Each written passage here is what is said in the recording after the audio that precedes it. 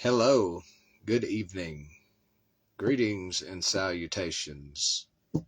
How the hell are you? I hope everything goes your way. What is this? So guys, a new season, a new challenge. What does that mean? If you're living the so-called NPC life, or the life of a normie, that's where they motivate themselves to continue to do what they've pretty much been doing the whole time. The normal experience. Well, I got a new job, so this is a new season, this is a new challenge. You're better than that. There's more to you than a worker ant. In fact, if there was a choice that said, would you like to have an NPC job? Would you like to have a life of a normie? Would you like to be a normal person? Or would you like the state to murder you? Yeah, give me the latter one. Definitely. And that might not sit well with many people out there, but they don't know better, and they don't know what I know. When I look at the so-called great life that the modern world promised, I see a lot of ugliness, I see a lot of darkness, I see a lot of waste of potential. I see humans commodified. I see humans turned into a product. They're told, well, the way this society works is you sell your time to so-and-so for this reason. You serve others, this and that. Okay, well, what if you don't want to do that? What if there are reasons you can't do that? You may look at me right now and you may say that sounds pathetic. All I can say is this: you haven't been run over by a pickup truck going 70 miles an hour. You haven't passed out from hunger in a cave. You haven't driven your body to the physical breaking point. You haven't been weighed down with all the burdens. Everybody's got a problem inside of themselves, that's true. But some of us got a whole mountain. And even though we come to some knowing point, some point where we know that we're the beholder, and we can say, we could say, no, we can't, because it doesn't work. It's not hocus pocus. It doesn't magically make it better. You just don't go, well, this is my story, so everything in it, it's not as bad. I can't do anything with that. People look, I've spent a lot of time philosophizing and meditating and thinking, why is it that I feel I have to prove things to radical extremes? And all I could come up with is because my father was a coward, and I detest that. Oh, I would rather die than be pathetic and a coward. Oh, I sure would. And you might try and say, well, no, I watched every chance in life my father got to be a man and stand up for something or be masculine. He put his tail between his legs and he went the other direction as fast as he could. It wasn't because he was some moral pacifist. It wasn't because he believed that's nonsense. No, he was afraid. That's why he did it. That's why he did it. He was a coward. He's like the lion in The Wizard of Oz. oh, he looks like he's too big to be a coward. He's supposed to be a lion. He has the right anatomical and biology and the genetics to not be scared. But he's a coward. He's like the lion. The lion kept saying, if I only had a heart, whatever the lion said, if I only had courage or whatever. Brother, it's not my place to fix. I've seen beyond my dad. I've seen beyond him. I've seen lots of people. And I see it today. I see people who will put their head to the ground because they won't stand up for something. They would rather the status quo keep going.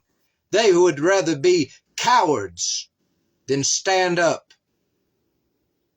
They say, and the worst ones of these group I see are people who sit in pews every weekend and they go, when Jesus comes back, when God comes back, then and you can tell inside of them, they don't care if he comes back. They don't care if God does it. They want someone to punish their enemies. You see it everywhere in a theological argument. You see where the theological side said, well, if God stopped the evil ones, they'd have to die. Is that the default position? That's the wickedness in your heart that says, well, the only way to solve a human problem is to kill it. And it doesn't matter if you seem holier than thou. It doesn't matter if you seem like you're compassionate on the outside, but if your heart can only solve the wickedness of this world with murder, and therefore you impose that on the higher power, on God, and you think, well, the only way God could surely solve this is the way I would solve it, which is murder. Pathetic. Is that the best you can do? Is it? It's pathetic.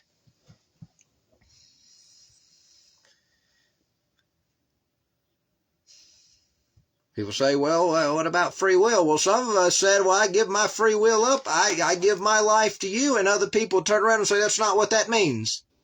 Because they couldn't fathom doing anything of substance themselves. So when they see others do it, it sickens them. It makes them sad on the inside.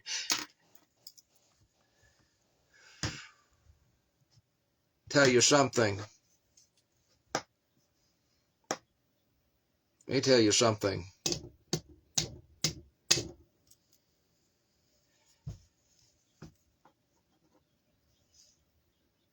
One day, the world is going to say, where is God to fix all these things? And then they're going to look in the mirror and find God. They're going to look in the mirror and say, I've been trying to say, why doesn't God come do something about anything on this earth? And the whole time, it's been me that should have been acting. People blame God. They don't realize you are God. If you're not God, good God Almighty, what the hell are you? I wrote something I'm going to share with the class today. So, I want you to listen very closely. You're watching the show that has become my life. What becomes of me is what will become of all who lean and wait on God. If there is an external God and higher power, if there truly is, then in my own way, I am calling him out to reveal himself beyond hints and breadcrumbs. Anyone who's followed the saga of my life, the last year and a half or so, probably 8 months, there we go. Anybody who's followed that, realized that I leapt. I did exactly what the book said do. Set it all on fire. Throw it all away and I'll give you real life. I'll give you life abundant. Oh boy, I sure did. I gave it all up. I sacrificed it. I let it all go. So let me be very clear about this. If God's not going to reveal himself to me, he's probably not coming to you either. And it's probably safe to say that he's not there. And it is not an easy task. It is not an easy thing for me to sit here on this camera and say to it. If this does not happen, then everyone who follows after me in my footsteps is a fool, including the one who made the footsteps, myself. If he does not reveal himself, even at the end of my path, then I have effectively proven religion that claims God is somewhere else to be a lie and false in every way. For I love God, although I am not happy with this part of the journey. And if he does not reveal himself to me in my darkest times, then he is not there. And as improbable as it seems, everything that I have done, everything that I have broadcast out there to demonstrate what God will do for anyone, because I was willing and ready,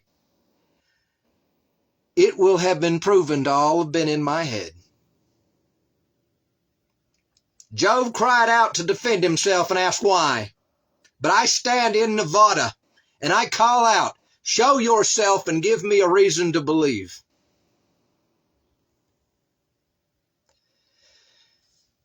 If you put all of your trust there, listen, I'm about to share another one with you. All right? If you put all of your trust in God, if you give all of your personal power to God, you will be angry and resentful with God when things do not work out. And before you start, don't give me this whole shtick about, I would never. I'm holier than thou. Every single person in the Bible did. You ain't even in the same league as any of them. You haven't put your faith to the test, or you would have found that out firsthand. Even Peter denied Jesus back to back in the same night before the rooster crowed. Even Elijah's faith fell apart under a tree. Job, despite having great fortune and loving God, fell apart when troubles came. Moses dug his heels in the sand all the way across the desert back to Egypt. Jesus hung on the cross and cried out, "Why did you leave me? Where are you now that I need you?" That's the literal transliteration of, "Why have you forsaken me?" All the prophets screamed, "Let me off this ride. I've had enough of you, God. You ask too much, and unless a giant fish eats me, I ain't doing another damn thing." Every last one has a season where they expected and needed God to do something that today's believer would squeal is out of line. Yet God did it. Didn't you get the memo where God wrestled with Jacob out of boredom at a place called Peniel? Don't you remember, as Solomon wrote, iron sharpens iron? Now I will have a season. In this season, I will determine if this has all been God's doing or if it has all been an illusion and a fantasy that was only real in my mind. If this has been the former, then all is well. I've made a mistake. I stand checkmated. But if this has been the latter, I am a man with a worn-out, broken body, halfway beaten, deranged and insane, living in a nightmare of coincidences only I can see. Either way, I want the answer, the true answer. I want to know what is real. I will not settle for anything less than what is true. I will elevate my faith or I will break it. It is as simple as that. Because we must seek the truth. It is written. It was spoken before written. Those who seek will find. Those who ask will receive an answer. And those who knock on the door will be open to them. There's a story out there. He also said, you pray like you have it, and it will be yours in both heaven and on earth. There was no stutter. There was no moment Jesus said, if God says it's okay. He said, you pray like you've got it and you will have it. He said that when your prayer goes unanswered, when you feel like you've been ignored, you got to be like a person who has a guest late at night, around midnight, and you want to feed them some bread. But you look in your cabinets frantically and you can't find no flour. And so you run next door in a panic and you bang on the door, and the master of the house says, "We're all asleep. Go away." He said, "Don't stop. Knock harder. Knock longer until that person gets out of the bed and gets you some flour." Let me tell you another one. My whole life, I realized something. People ask me, "Why do you not come back to Alabama?" Many people who watch me go do that. They want me to come back. And I'm going to be honest here. I lived in Alabama for 35 odd years. And all that time, no one ever came to visit. No one ever reached out and said, "Hey, you want to get lunch? Hey, you want to go see a movie?" I became somewhat of a hermit, but I would still go down. But you can be isolated and around people at the same time. Robin Williams said it perfectly fine. However he said it, he said this: you can be surrounded by a room full of people and still feel alone. Because it's not about people being around you. It's about genuine human connection. It is. People say, "Why don't you come back to Alabama?" Because Alabama ain't so great.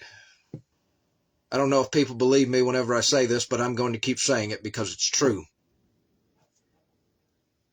I feel people. I feel what is inside of their heart. I feel what is in them. I hear it in their words. I feel it come out of their body language. I feel it just radiate and pulse out of their heart. Alabama and the people of it have much darkness and skeletons inside. Everywhere I went, it seems like I was met with hostility. Everywhere I was met with unforgiveness. Everywhere I went, I was not welcomed. I was not made fit. I was not privy to Southern hospitality. I begun to realize it doesn't exist there. I began to realize that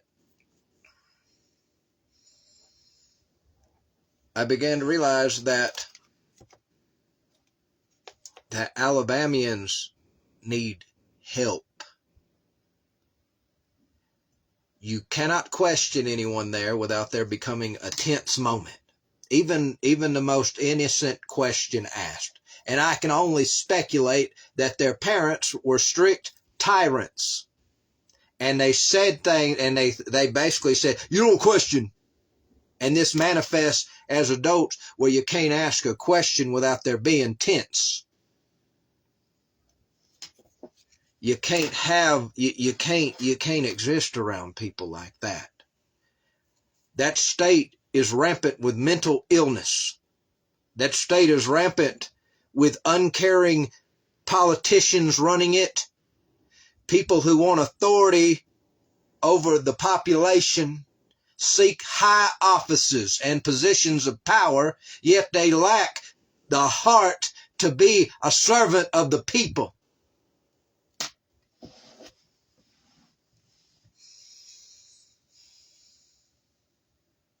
Jesus told a parable. He said one day a farmer came to his two sons.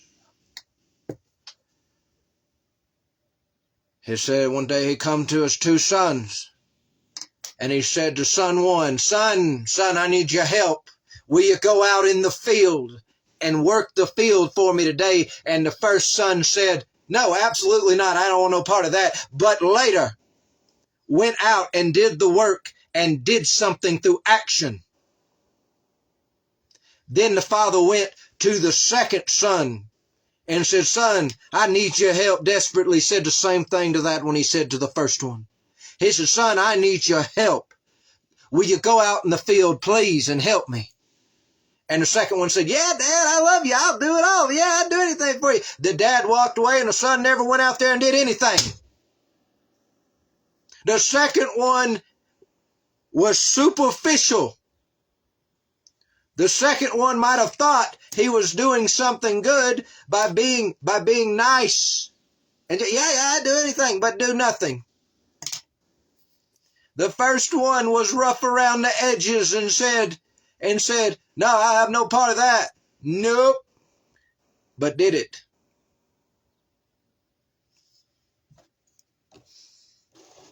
Because there's a time to talk, and there's a time to be kind, and there's a time to be comforting.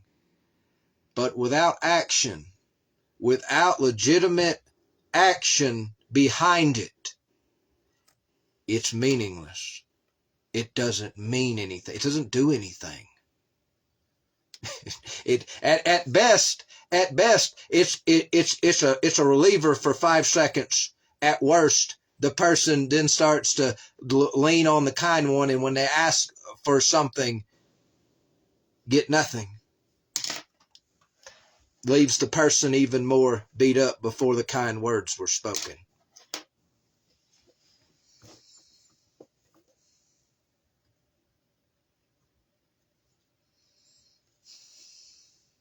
So, you might come here today, you might have been here the whole time, you might have been listening to the whole thing. This is a thing. For years, I lived in Alabama. No one wanted to get together. Nobody wanted to go out. Nobody wanted to invite me. If they were going out together, they didn't invite me. Okay.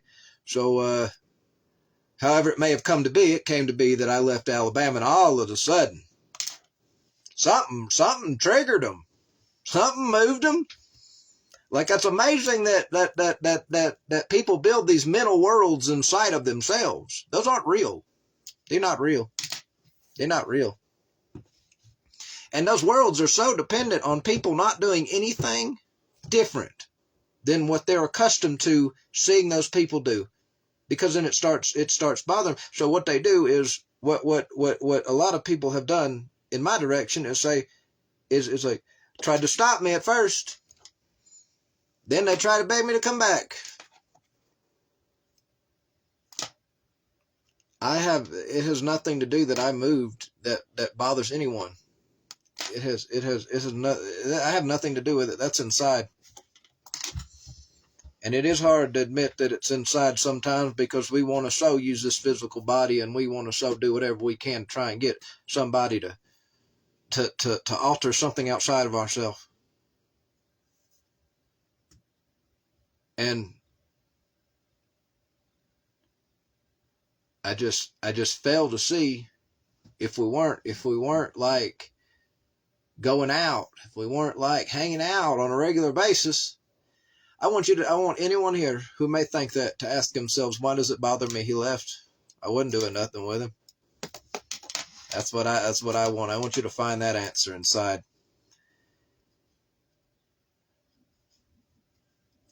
So, going back to what I shared that I wrote earlier, that I let flow from inside to an electronic screen, is this.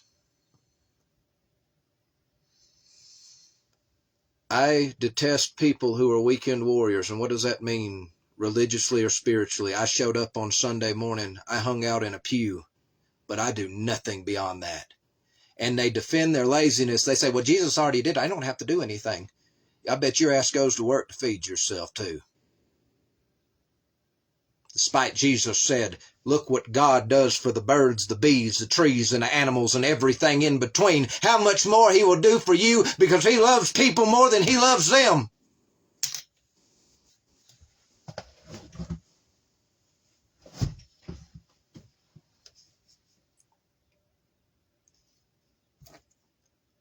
I don't know how modern religion corresponding around a cross and Jesus got so far away from what he taught. I don't know how it happened. I don't know how it happened. I don't know how people sit on the pew one day a week and they have no heart for God. Jesus spoke again pertaining to this. He said, these people honor me with their mouth, but their hearts are far from me. These people's hearts are not with God. If your heart was with God, it would be just like when you fell in love with a person the first time. You wanted to obsess over them. You wanted to be with them. You didn't want to do anything else but think about them and spend time with them.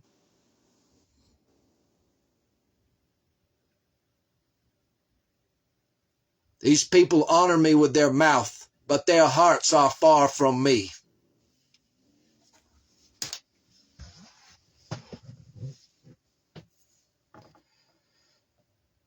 So what I decided was I wasn't going to be like any of that. I don't care what happens. I'm going to tell you the truth. I have very little money left. Oh boy. I have very little money left. No, I'm not going to ask anybody for nothing. I sure ain't. Do you see me throwing a collection plate in your face asking you to put some money in it? I'm going to tell you this. When I run out of money, I will be unable to sustain this body.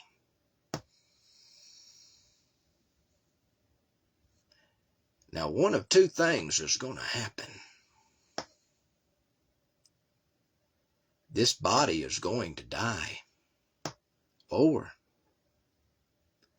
God is going to do some unforeseen, seemingly impossible miracle out of nothing that came from nowhere. And I am going to have the greatest testimony. I am going to speak, and lightning is going to strike all around me as I tell of the glory of God and what God will do for you. Beyond faith, beyond I believe He will, but I know He will.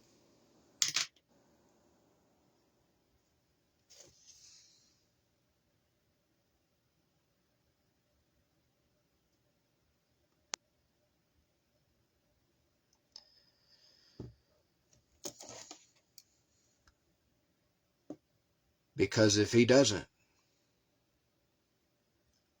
I honestly would much rather the show to come to an end. People might not can fathom that or understand that.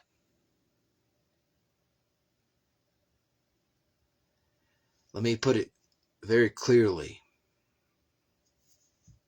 The way I see the world is that unless you want to work until you drop, unless you want to join into something that I can only honestly describe as being livestock on a farm, unless that interests you and leads you to unending fulfillment and satisfaction, and you don't require alcohol to exist in it, you don't require smoking a cigarette, taking psychotropic drugs, begging psychologists and therapists, please figure out what's wrong with me so I can just go back to being a cow in the field. Unless that interests you, then you 100% should be trying to find a way off that farm yourself.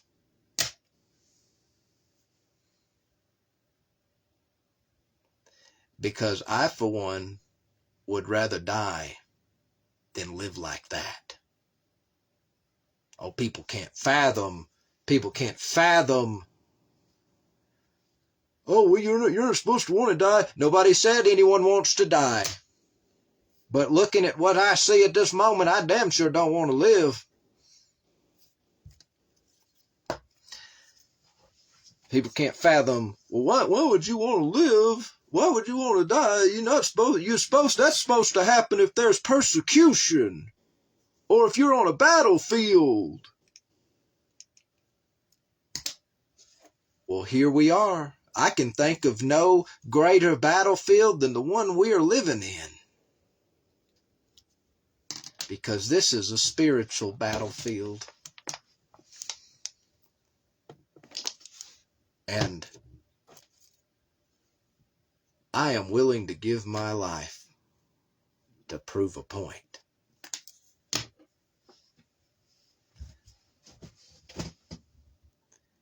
Those who have no conviction for what they preach, those who have no conviction for what they speak, those who do not have it in their heart enough to live and die for it. You don't have anything. Sit down and shut up.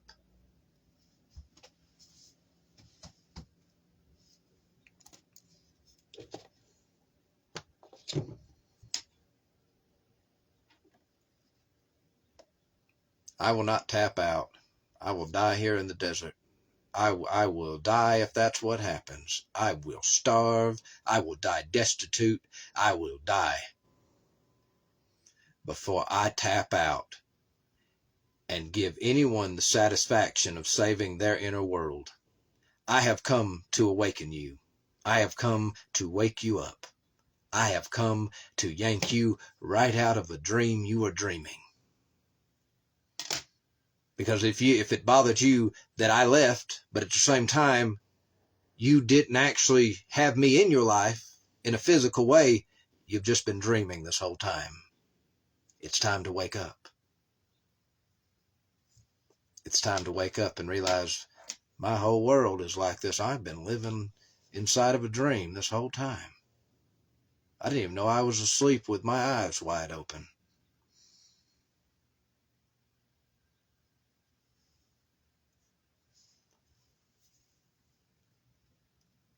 I have come to this point because I have decided either God is there or he is not. But I am not going to accept other people telling me that, oh, he's there. Let me sell you. Let me sell you on the idea that he's there, but I don't actually have to prove anything. I am uninterested in that. People don't have to understand. You just have to watch. Right. Have a good night. I hope everything goes your way.